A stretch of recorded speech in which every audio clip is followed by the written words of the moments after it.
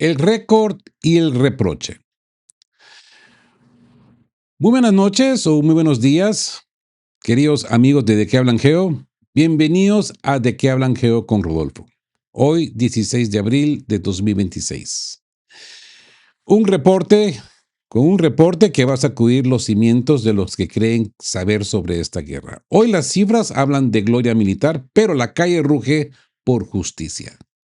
Mientras las Fuerzas Armadas rusas, bajo el mando de Andrei Belousov, ejecutaban un ataque récord de 680 drones y 36 horas triturando la infraestructura energética de Ucrania, el terrorismo de Kiev respondía cobrándose la vida de un niño y una niña en Tuapse. La actriz Yana Paplawskaya lo ha dicho por todos nosotros.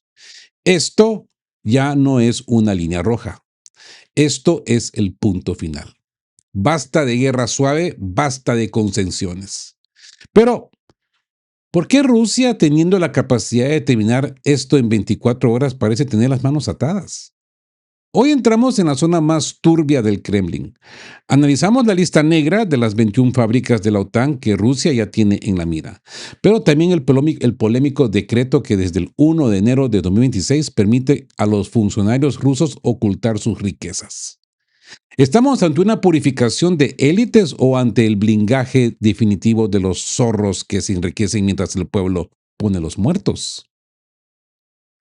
Pónganse cómodos y mantengan la sobriedad porque hoy en la torre de mando de que hablan Geo vamos a llamar a las cosas por su nombre. Desde la tormenta de Belousov hasta la traición burocrática. Ni un paso atrás. Así pues, empezamos con la tormenta de Belousov. 680 drones y el avión de la muerte de la OTAN. Lo que hemos presenciado entre el 14 y el 15 de abril no tiene precedentes. Belousov ha estrenado su mando con un ataque en 3 fases que ha durado casi 48 horas ininterrumpidas. No es solo saturación, es asfixia operativa. La triple ola. Un día y medio bajo el fuego. Las Fuerzas Armadas rusas han empleado una táctica de oleadas con pausas de apenas una hora, diseñada para que los sistemas de defensa aérea no puedan recargar ni los operadores descansar. Fase 1. El inicio del caos con 324 drones y misiles Iskander-M, 9 ubicaciones claves impactadas. Fase 2. El golpe de presión, 20 misiles KH-101 lanzados desde el Caspio y el despliegue masivo de 361 UAVs adicionales. Y la fase 3, el remate. Mientras el mundo pensaba que habían terminado, los geranios volvieron a florecer sobre la infraestructura crítica. En total, más de 680 drones. Es la mayor cantidad de vectores no tripulados utilizados en una sola campaña. La infraestructura energética de Odessa, Kharkiv y Dnipro ha sido literalmente triturada. Y ahora hablemos de ese avión de la reanimación de la OTAN, el costo oculto. Pero lo más turbio y revelador no es el impacto en los edificios, sino lo que aterrizó de urgencia en Rzeszów, Polonia. El Dornier 328-310 de ADAC. Este no es un avión de carga, es un hospital de cuidados intensivos volante. Pertenece a una empresa privada militar alemana y solo se envía cuando hay objetivos de alto valor con quemaduras del 80% o lesiones medulares que el transporte convencional no puede manejar. La implicación geo. ¿A quién sacaban con tanta urgencia? La llegada de este avión especial sugiere que los misiles Iskander no solo impactaron en subestaciones eléctricas, sino en centros de mando donde el personal de la OTAN estaba asesorando o preparando lo que Lavrov llamó en Pekín el nuevo bloque militar antirruso. ¿Mm? Fíjense bien en el lenguaje de los hechos. Belousov no ha enviado un mensaje político, ha enviado una demostración de capacidad industrial. 680 drones en 36 horas es algo que ninguna economía de la OTAN puede replicar hoy. Y mientras la actriz Yana Paplawskaya dice, ¿y nosotros qué? Nosotros responderemos. La OTAN tiene que enviar aviones de reanimación para recoger los restos de su personal en suelo ucraniano. El ataque récord no es solo una cifra, es el aviso de que Rusia ha pasado a una fase de aniquilación sistémica de la infraestructura que sostiene la intervención occidental.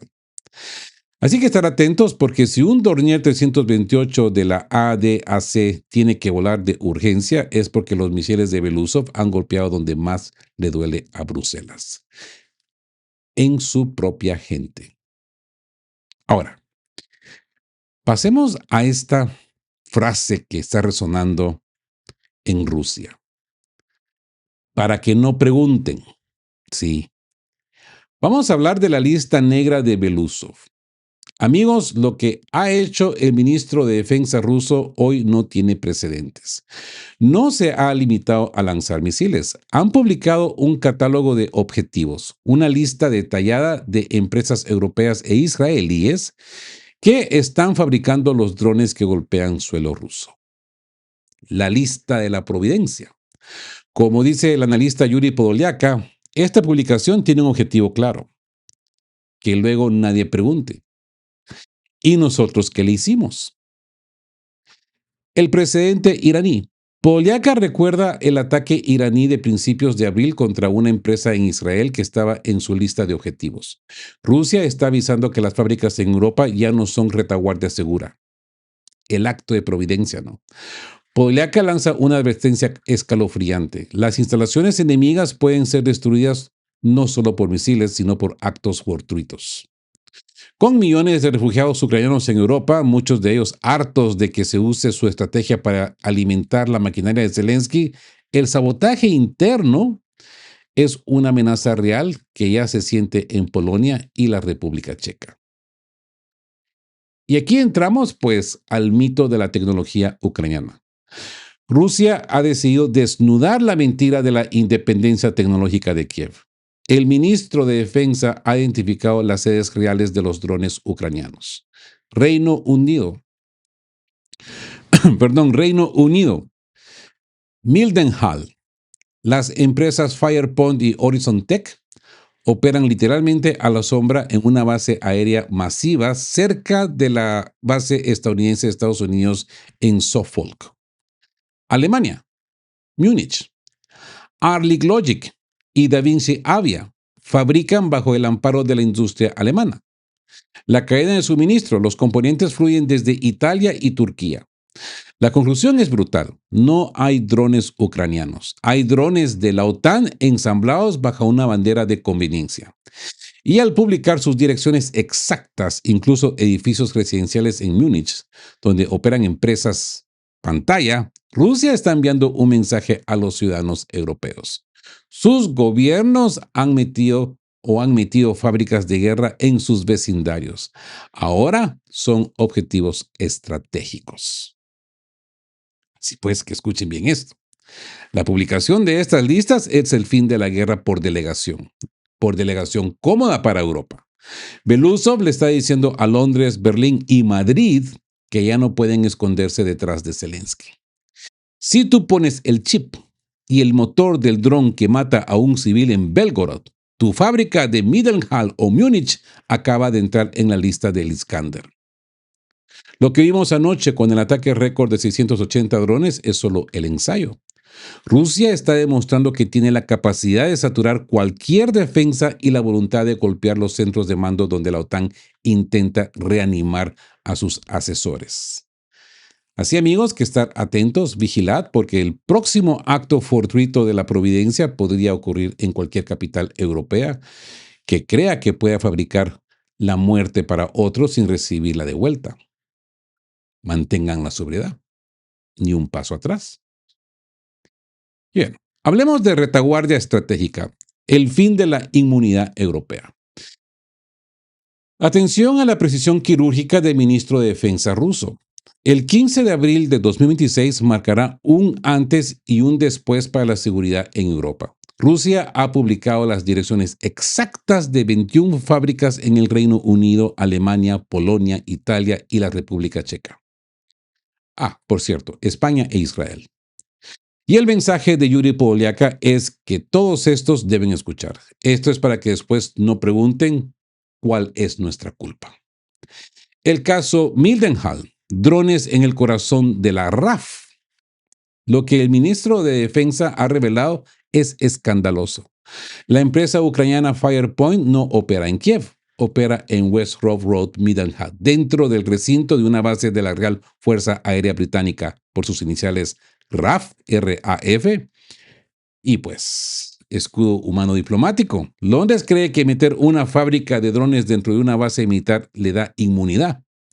Rusia acaba de decirles que al convertir esa base en retaguardia estratégica de Ucrania, han borrado la línea entre la paz y la guerra. Ukr Systems opera en la calle de al lado. Amigos, ya no hay secretos. Así que nos encontramos con una máquina de guerra distribuida.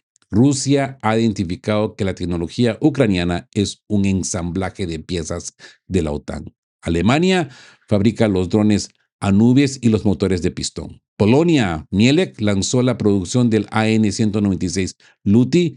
Italia y Turquía proveen los pulmones, motores de 170 cv y el sistema nervioso, receptores de navegación y fibra de carbono. La advertencia: Moscú considera que esta retaguardia estratégica en suelo europeo es una escalada drástica.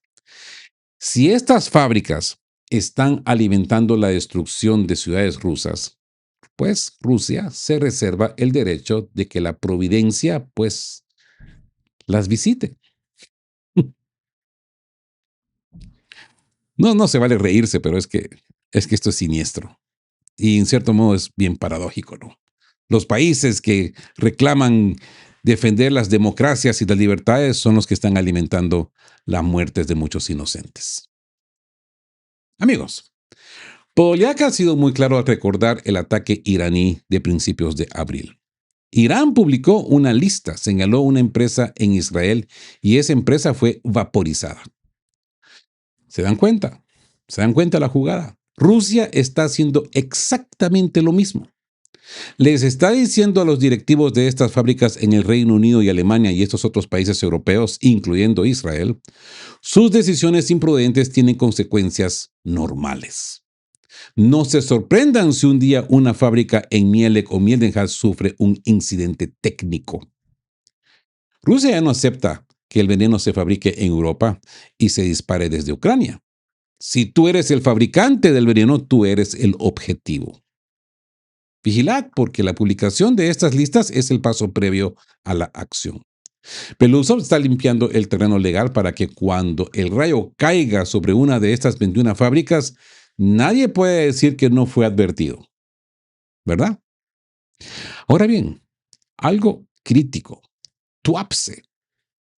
Y el punto final.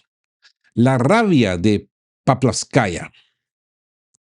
Amigos, la noche del 14 al 15 de abril no solo nos dejó récords militares, nos dejó una herida abierta en Tuapse.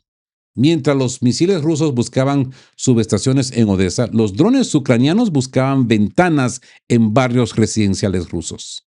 El resultado: un niño y una niña han muerto. Otros 10 civiles están heridos. De la línea roja al punto final. La actriz y cantante Yana Poplaskaya ha puesto voz al sentimiento de millones de rusos. Su declaración es un martillo contra la burocracia. Basta de guerra suave. Poplaskaya es tajante. La muerte de estos niños no debe ser una línea roja, más que se pisa sin consecuencias. Debe ser el punto final a las negociaciones, a las concesiones y a la guerra quirúrgica que le llaman. La crítica al poder. Ella lanza un dardo al corazón de quienes toman las decisiones. Quienes contienen los ataques contra los puentes y los ferrocarriles enemigos no tienen a sus hijos muriendo en el transporte público. Y eso es cierto. La paciencia estratégica se ha agotado cuando la sangre de los inocentes llega a las ciudades rusas. Y es más, les digo una cosa más. Algo quizás ella se refrenó decir. Muchos de estos personajes en la Duma ni siquiera tienen a sus hijos en Rusia. Los tienen en Occidente. Es con mucha mayor razón el coraje de la gente de a pie, ¿no? Saben que la gente que está tomando las decisiones no tienen a sus parientes, a sus familiares en riesgo. los tienen en un cielo seguro. Y bueno, contralance estratégico. Aquí es donde entendemos por qué Beluso publicó la lista de 21 fábricas. Rusia está avisando que la fase de contención ha terminado. La simetría del terror. Kiev ataca Tuapse con drones cuya tecnología se fabricó en Mindehal o Múnich. Por lo tanto, el responsable de la muerte de esos niños no solo está en la oficina de Zelensky, sino en las oficinas de los directivos alemanes y británicos que pusimos en la lista. El cambio de doctrina. La declaración de Papraskaya refleja la presión social que Beluso debe gestionar. El pueblo ruso no quiere ver récord de drones en las noticias si eso no detiene el asesinato de sus hijos.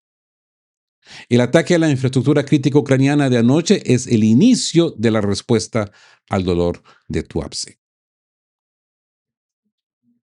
Así que escuchen el rugido de la calle rusa. Lo de Tuapse ya no es una estadística, es el combustible que va a alimentar la próxima fase de la operación. Cuando Yana Paplaskaya dice que este es el punto final, le está diciendo al Kremlin que la guerra con guantes de seda ha muerto. Si el enemigo usa tecnología de la OTAN para matar niños en sus camas, entonces las fábricas de esa tecnología en suelo europeo deben sentir el aliento de la providencia. No hay más espacio para acuerdos en las sombras mientras las ciudades sufren. Así que vigilad, porque ese dolor de Tuapse es el que va a guiar la mano de Belousov en los próximos días. Si creen que el ataque de los 680 drones fue masivo, prepárense para ver lo que sucede cuando Rusia decide que la línea roja es efectivamente un punto final y aparentemente estamos muy cerca de verlo. Ahora bien, hay grito, hay pánico, hay quejas en Kiev. Se hablan de topos en el ministerio. El pánico se apodera de Kiev. La publicación de las coordenadas exactas de las fábricas de drones en Europa ha causado un terremoto en Ucrania. No solo es el miedo a los Iskanders, es la pregunta que está rompiendo el mando de Zelensky. ¿Cómo lo supo Moscú? Y aquí entramos a la teoría de los topos. El exdiputado ucraniano Igor Mosishuk no ha tardado en señalar culpables. Según él, es imposible que Rusia recopilara detalles tan sensibles país por país sin ayuda interna. Habla de infiltración al más alto nivel. Mosishuk apunta directamente al ministro de Defensa de Ucrania, liderado por Mikhail Fyodorov. Afirma que hay agentes infiltrados que han entregado los contratos, documentos y las ubicaciones exactas de la producción de UAVs en el Reino Unido, Alemania, Polonia y la lista. Así que golpe a la campaña de verano. Kiev admite que este ataque informativo es un desastre logístico. Ahora deben trasladar y volver a registrar todas esas empresas en Europa, lo que significa que los drones y municiones no llegarán al frente para el inicio de la campaña de verano. Medvedev y el objetivo legítimo. Por si quedaba alguna duda de la gravedad, Dmitry Medvedev ha sido claro en redes sociales. ¿Se acuerdan que hablamos de esto en el video anterior? Esa lista de fábricas en suelo europeo debe considerarse como objetivos potenciales para el ejército ruso. ¿Mm? Así que el fin de la retaguardia segura. Al señalar estas fábricas, Rusia ha convertido a los países de la OTAN en participantes directos que ahora tienen objetivos legítimos en sus patios traseros. Así que nos encontramos con una cacería de brujas. La contrainteligencia ucraniana ya está investigando el círculo cercano de Fyodorov. Cuando un ejército empieza a buscar traidores en su propio Estado Mayor antes de una gran batalla, la derrota psicológica ya ha comenzado. Digo nomás, solo digo, ¿eh? Así pues, amigos, que lo que hemos visto hoy jueves es una clase maestra de razón de Estado ejecutada por Belousov. Primero, lanza un ataque récord de 680 drones para saturar y destruir. Segundo, publica la lista de quienes fabrican esos drones en Europa para geocalizar la responsabilidad. Y tercero, provoca que el enemigo se devore a sí mismo buscando topos en sus oficinas. La muerte de los niños en Tuapse ha puesto fin a la paciencia estratégica. Rusia ya no solo golpea en el frente, golpea en la logística, en la industria europea y en el psique del mando ucraniano. Mientras la OTAN envía aviones de reanimación a Rezosov, Belousov está enviando un mensaje. Sé dónde fabricas, sé quién te ayuda y sé que tus propósitos, sé que tus propios hombres me lo están contando. Vigilad, porque el punto final de que habla Papolskaya se está escribiendo con tinta de Iskander y con el silencio de los espías. La respuesta de precisión. Hablemos del fin de la guerra suave. El Ministerio de Defensa de Rusia acaba de emitir un comunicado que es, en los hechos, una sentencia. En las últimas 24 horas, Rusia ha desatado una tormenta de fuego sobre las fábricas de misiles de crucero y drones de largo alcance en Ucrania. Y el motivo es lo que nos rompe el alma. Sí. Esto ha sido la respuesta por la sangre de los niños en Tuapse. Ojo por ojo. Infraestructuras por vidas. Moscú ha dejado de usar eufemismos. El ataque masivo desde tierra, mar y aire ha tenido objetivos específicos. Fábricas de muerte. Rusia ha golpeado los centros donde se ensamblan los drones que mataron a los dos menores de 5 y 14 años en Tuapse. Si Kiev usa sus drones para atacar guarderías y bloques de apartamentos en Sochi y Krasnodar, Rusia triturará la energía que alimenta esas fábricas.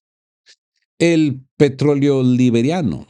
El ataque ucraniano contra el petrolero civil y las heridas al capitán turco han sido la gota que colmó el vaso. Rusia ya no considera estas acciones como guerra, sino como terrorismo puro. Así que nos encontramos con el aviso final a Europa. Objetivos potenciales.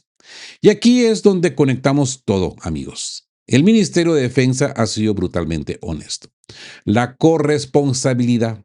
Rusia acusa formalmente a los líderes europeos de arrastrar a sus países a una guerra directa al permitir que sus fábricas produzcan las armas que matan civiles rusos. Hemos hablado de la sentencia de Medvedev. Como ya adelantamos, ¿no? El expresidente ha sido claro. Las naciones en la lista negra publicada ayer son ahora objetivos potenciales. Si las armas occidentales matan niños en suelo ruso, las instalaciones que las fabrican en Europa pierden su inmunidad diplomática. Así pues que lo que hemos visto hoy es el nacimiento de la era Belousov, un ministerio de defensa que no solo destruye en el frente, sino que geocaliza la responsabilidad en Londres, Berlín, París, Polonia y otros países. La muerte de los niños en Tuapse ha borrado la última línea roja. Rusia ya ha publicado las direcciones, ha identificado a los fabricantes y ha demostrado con 680 drones que puede saturar cualquier cielo. Mientras el pánico recorre los pasillos del Ministerio de Defensa de Kiev buscando topos, la razón de Estado rusa dicta una sola norma. Si fabricas el arma que mata a nuestros niños, ya no tienes dónde esconderte. Estar atentos porque el dossier de la reanimación de la OTAN en Rezosov es solo el principio de lo que espera a quienes creen que pueden jugar a la guerra desde la retaguardia estratégica de Europa. Y bien, Shoigu, ya teníamos tiempo de no hablar de Shoigu, ¿no? Señala directamente a la OTAN y nos encontramos con un cierre del Báltico. Atención a la última hora de este jueves. Sergei Shoigu ha señalado directamente a Finlandia, Lituania, Letonia y Estonia.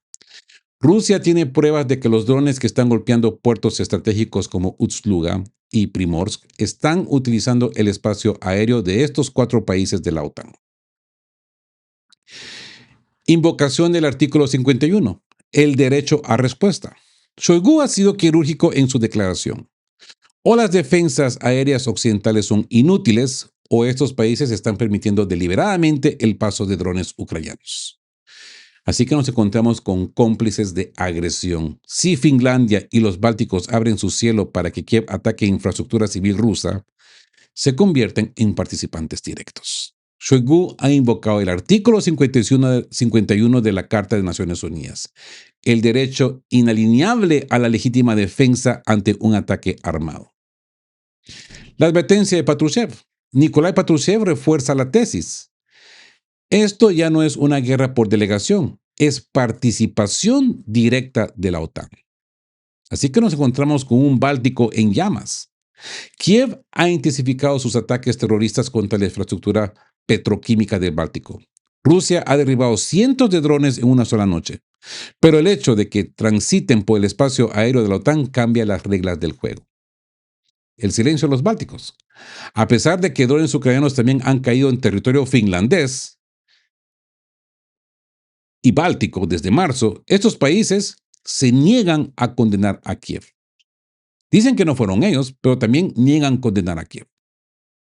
Para Moscú, este silencio es una confesión de culpabilidad. La última palabra de Zaharova. María Zaharova ya lo avisó. Si estos regímenes son inteligentes, escucharán. Si no, tendrán que lidiar con las consecuencias. Así pues, que la situación este jueves por la noche es crítica. Como hemos visto, Belousov golpea con 680 drones. Lavrov pacta en Pekín el nuevo orden energético. Y Shoigu le pone fecha de caducidad a la impunidad en el Báltico. Rusia ha trazado el mapa de la responsabilidad, desde las fábricas en el Reino Unido y alemán hasta los corredores aéreos en Finlandia y Estonia. El punto final de Pavlovskaya ya no es solo un deseo social, es una doctrina militar en marcha. Si la OTAN cree que puede seguir prestando su cielo para matar civiles en Tuapse o quemar puertos en Ust-Luga sin recibir una respuesta bajo el artículo 51, es que no han entendido quién está ahora al mando del ministro de Defensa ruso. Así que ponernos atentos, el cerco se estrecha y el Báltico podría ser el próximo Hormuz si estos 4 países no cierran su espacio aéreo a los drones de Zelensky. Ahora bien, esto nos lleva, como hemos venido hablando ya de ciertos días atrás, de una purga pendiente. Sí, protección o cacería en la sombra. Amigos, aquí entramos en territorio peligroso y tengo que ser muy cauteloso con las palabras que tengo que elegir. Porque hay una pregunta que quema en las calles de Rusia. ¿Por qué mientras el pueblo pone a los muertos en Tuapse, Putin ha abolido la obligación de que los funcionarios declaren sus ingresos? ¿Mm? ¿A qué está jugando el Kremlin? ¿Protección a los zorros o preparación para la purga? A primera vista, eliminar la transparencia de los ingresos parece un regalo para la élite corrupta. Sin embargo, en la lógica de la razón del Estado de Putin, esto podría tener 2 lecturas muy distintas. La consolidación de la lealtad. En medio de una guerra total, Putin sabe que las élites son el flanco más débil por donde Occidente intenta infiltrarse. Al cerrar las declaraciones de bienes, el Kremlin evita que la inteligencia occidental use esos datos públicos para chantajear a funcionarios y rastrear sus activos. Podríamos decir que es un blindaje de la información. El otro es la purga silenciosa. Aquí viene lo interesante. Al no ser públicos, los funcionarios ya no tienen que maniobrar para esconder riquezas de la prensa, pero el FSB y el Consejo de Seguridad sí tienen los datos.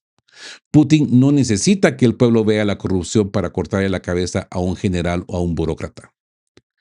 Lo vimos con la salida de Shoigu del ministerio y la llegada de un economista frío como Belousov, ¿no?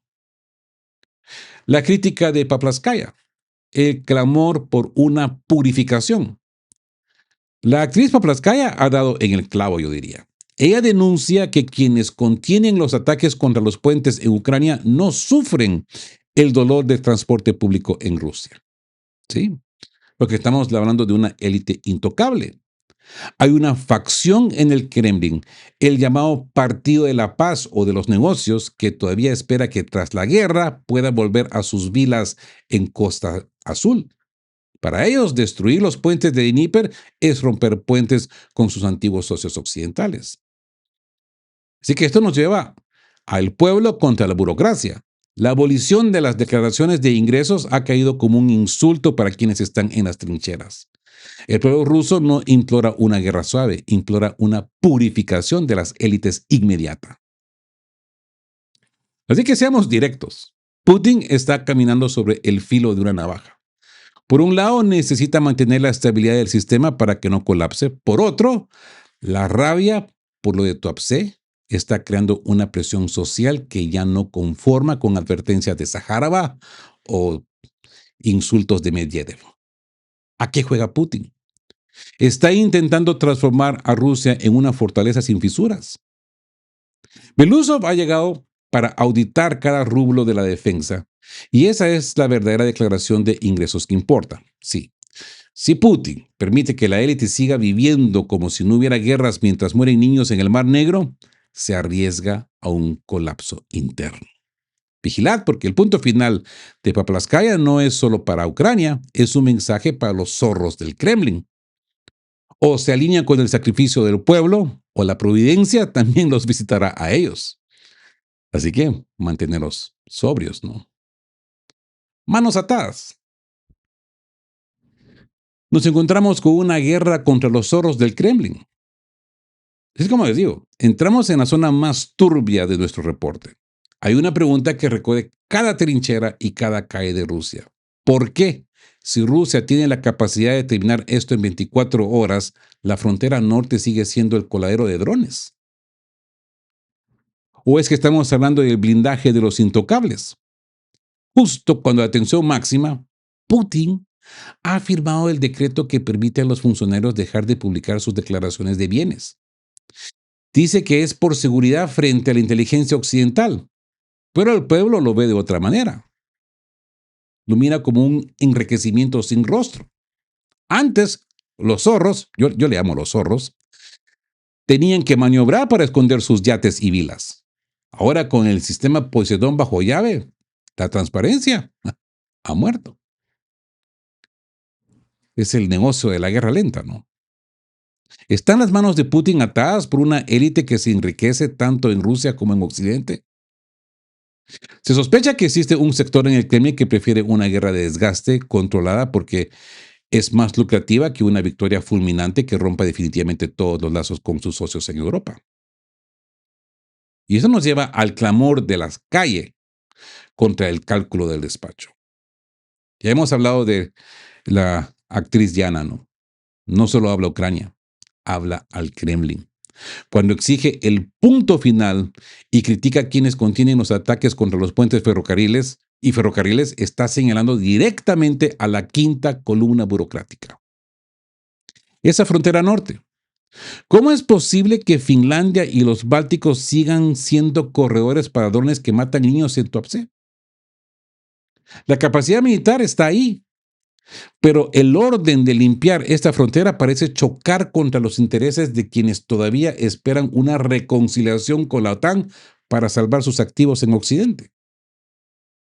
O sea que esto es purificación o colapso. ¿Será que Rusia está en una encrucijada? Belousov ha llegado para auditar el dinero. Pero si Putin no purga a los zorros, que ya ni siquiera tienen que justificarse ante el pueblo, el riesgo de una ruptura interna es real. Sí, seamos realistas. Rusia está demostrando ser una potencia industrial de 680 drones por ataque, a veces algunos días llegan hasta los 1000. Pero de nada sirve el acero si el mando está infiltrado por intereses privados. ¿A qué juega Putin? Quizás cree que puede usar a los zorros hasta que la victoria sea inevitable. Pero el dolor de Tuapse nos dice que el tiempo se acaba. La gente ya no quiere ver advertencias de Shoigu en la televisión. Quiere ya ver los puentes de Dnieper en el suelo y los corruptos fuera de los despachos. Vigilad, porque si el Kremlin no escucha el clamor por la justicia, la providencia de la que habla Podoliaka podría terminar manifestándose dentro de las propias murallas de Moscú. Y ojo, que quizás este sea el gran juego de Occidente, ¿no? Hacer esa gran maniobra dentro de territorio ruso. Sí que hay que mantenerlos sobrios.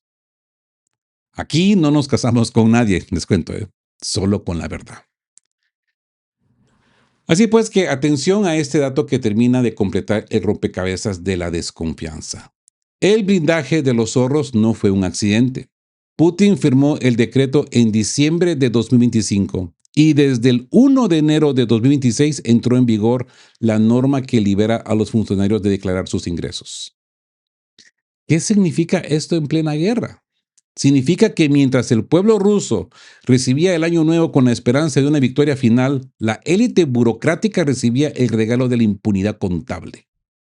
Ya no tienen que maniobrar, ya no tienen que esconderse. El sistema Poseidón ha cerrado las puertas a la mirada del pueblo.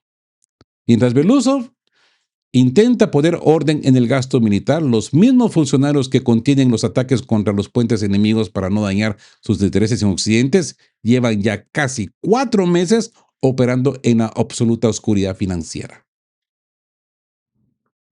Y alguien me explique esto.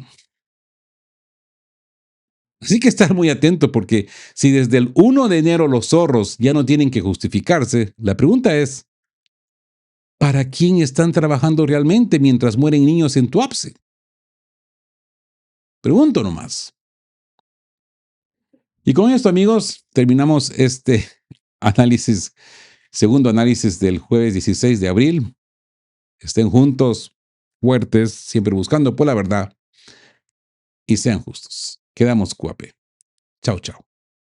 Queremos recordarles que este espacio tiene un fin estrictamente educativo e informativo, basado en fuentes verificadas para fomentar una comprensión profunda de los hechos globales. Nos oponemos a la desinformación. Nuestra meta es el intercambio de conocimiento y análisis crítico, siempre bajo el respeto a todas las partes involucradas.